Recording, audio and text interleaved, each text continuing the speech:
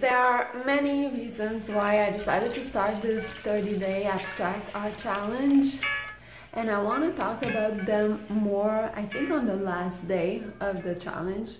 And one of the minor reasons, was because I wanted 2 large paintings for my house. I don't know about other people, but I find like myself creating things, but for another purpose than for myself, you know. So now I wanted to have 2 very large paintings for my house. One of those paintings was a 36 by 72, which is really big.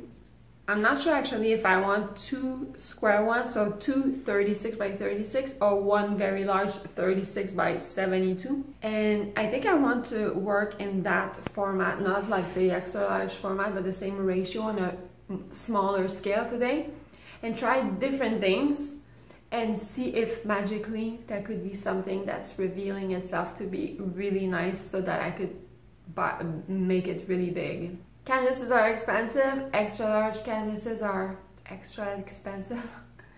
So I want to kind of like do a study on a smaller scale to have a good idea of what I want as a larger piece for my home.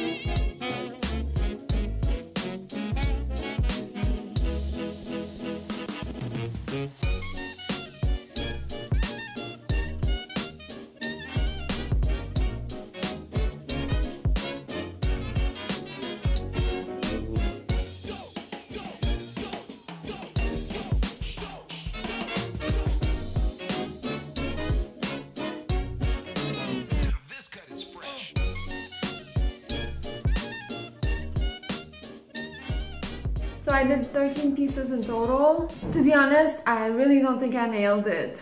So there was a few things that I liked, but mostly it didn't really quite work out for me today for some reason. I don't know why. Some days are like that. You can't expect like to be super satisfied every time you sit down and work at something, you know.